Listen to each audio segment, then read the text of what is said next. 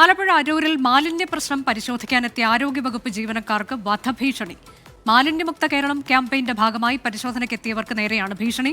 ദൃശ്യങ്ങൾ 24-ന് ലഭിച്ചു. ആദ്യം ആ ദൃശ്യത്തിലേക്ക്. 2 വർഷമൊക്കെ ഞങ്ങളൊക്കെ ഇടാൻ മാത്രം നീ ആയ നീ നിന്റെ വീട്ടിലേക്ക് വരും ഞങ്ങള്. നീ ചിരിക്കേണ്ട പരിഹാസം ചിരി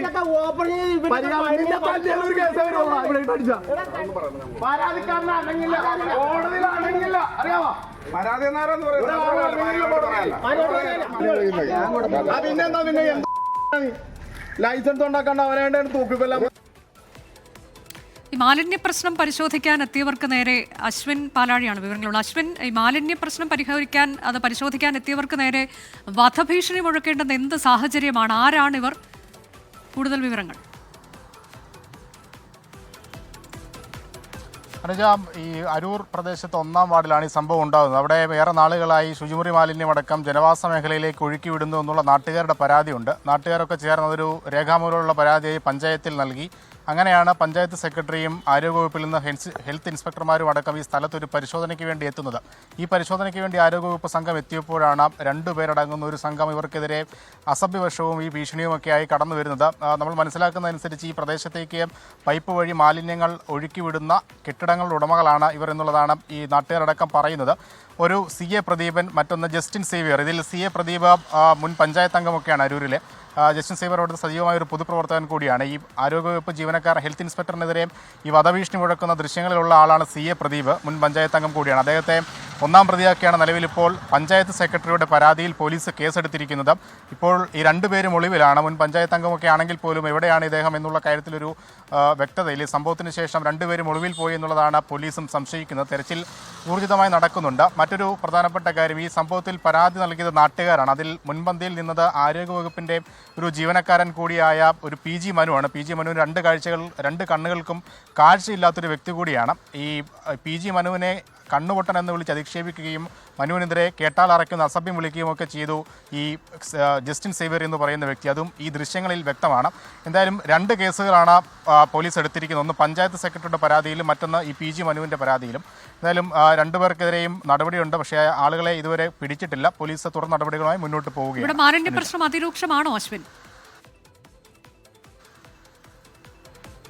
തീർച്ചയായും ജനവാസ മേഖലയാണ്. ഒരുപാട് വീടുകളുള്ള പ്രദേശമാണ്. അവിടേക്കാണ് അനധികൃതമായ ഒരു പൈപ്പ് സ്ഥാപിച്ച് വിവിധ കെട്ടിടങ്ങളിൽ നിന്നും ഒരു ഓഡിറ്റോറിയം ഉണ്ട് ആ പ്രദേശത്ത്. ആ ഓഡിറ്റോറിയത്തിൽ നിന്നുമൊക്കെ ശുചിമുറി മാലിന്യവും ഭക്ഷണ വേസ്റ്റും അടക്കം ഈ ജനവാസ മേഖലയിലേക്ക് ഒഴുക്കിവിടുന്നത്. പഞ്ചായത്തിൻ്റെ യാതൊരു അനുമതിയുമില്ല.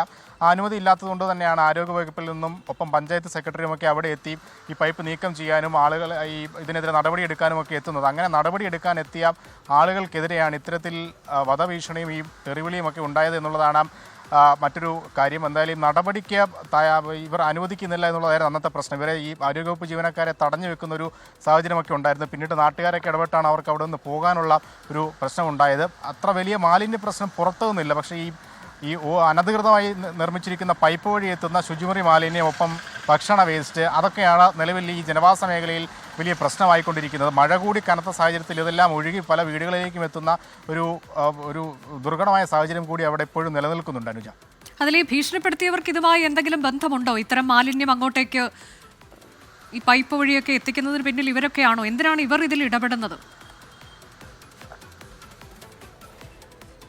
സ്വാഭാവികമായും ഈ ആളുകളുമായി, അതിൽ ഈ കെട്ടിടങ്ങളുടെ ഉടമകളുമായി ബന്ധമുള്ള ആളുകളോ അല്ലെങ്കിൽ ഇവരുടെ ഏതെങ്കിലും കെട്ടിടങ്ങൾ ഈ പൈപ്പ് വരുന്ന സ്ഥലങ്ങളിലുണ്ട് എന്നുള്ളതാണ് നാട്ടുകാർ പറയുന്നത്. നാട്ടുകാരുടെ ആരോപണമാണ് ഇവർക്ക് അവിടെ കെട്ടിടങ്ങളുണ്ട്, ഹോട്ടലുകളുണ്ട് എന്നുള്ളതൊക്കെ. പക്ഷേ അതിൽ നമുക്കൊരു വ്യക്തതയില്ല. എന്തായാലും അവരുമായി ബന്ധമുള്ള ആളുകൾ തന്നെയാണ് എന്നുള്ള കാര്യത്തിൽ സംശയമില്ല. അല്ലെങ്കിൽ ഇങ്ങനെ ഒരു പരാതി വരുമ്പോൾ സ്വാഭാവികമായി ഇത്ര പ്രകോപിതരാവുകയും അത് അന്വേഷിക്കാനെത്തിയ സർക്കാർ ജീവനക്കാർക്കെതിരെ ഇങ്ങനെ അസഭ്യം പറയുകയുമൊക്കെ ചെയ്യേണ്ട ആവശ്യം മറ്റെന്താണ് അവിടെ എന്നുള്ള പ്രസക്തമായ ചോദ്യമുണ്ട്. നിലവിൽ ഈ CA പ്രദീപ് ഞാൻ പറഞ്ഞതുപോലെ മുൻ പഞ്ചായത്ത് അംഗമാണ്. അരൂർ പഞ്ചായത്തിലെ പഞ്ചായത്ത് അംഗമാണ്. CPIMൻ്റെ പഞ്ചായത്ത് അംഗമായിരുന്നു. അതുകൊണ്ട് തന്നെ അവിടെയുള്ള ആളുകളുമൊക്കെയായി ഈ കെട്ടിടങ്ങളുമൊക്കെ ഉള്ള ആളുകൾക്കുമായി ബന്ധമുള്ളവരാണ്. ഒപ്പം അവിടെ ഒരു വലിയ ഓഡിറ്റോറിയം ഉണ്ട്. അവിടെ പരിപാടികൾ കഴിയുമ്പോൾ ഉണ്ടാകുന്ന ഈ ഭക്ഷണ വേസ്റ്റ് അടക്കം ഈ പൈപ്പിലൂടെ വീടുകൾക്ക് സമീപത്തേക്ക് ഒഴുക്കി വിടുന്നു എന്നുള്ളതാണ് പരാതി. ഒപ്പം മറ്റൊരു ജസ്റ്റിൻ സേവ്യറാണ് ഇതിൽ പറയുന്ന ആക്ഷേപം ഉന്നയിക്കുന്നത്. അതായത് ഈ അന്ധനായ ആരോഗ്യവകുപ്പ് ജീവനക്കാരനെ കണ്ണുമുട്ടനെന്ന് വിളിച്ച് അധിക്ഷേപിക്കുകയും തെറിവിളിക്കുകയും ഒക്കെ ചെയ്തയാൾ. ഇദ്ദേഹവും ഇവിടെ കെട്ടിടങ്ങളുമൊക്കെയായി ബന്ധമുള്ള, അവിടെ സ്വന്തമായ കെട്ടിടങ്ങളൊക്കെ ഉള്ള ആളാണ് എന്നുള്ളതാണ് നാട്ടുകാരുടെ പരാതി. എന്തായാലും രണ്ടുപേർക്കെതിരായി ഉള്ള അന്വേഷണം ഊർജിതമായി തുടരുകയാണ് അനുജ.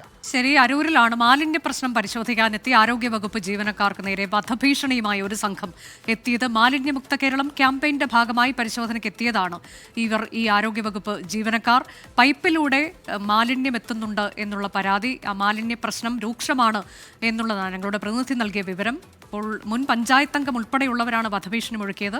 അവർക്കായുള്ള തെരച്ചിൽ നടക്കുകയാണ്.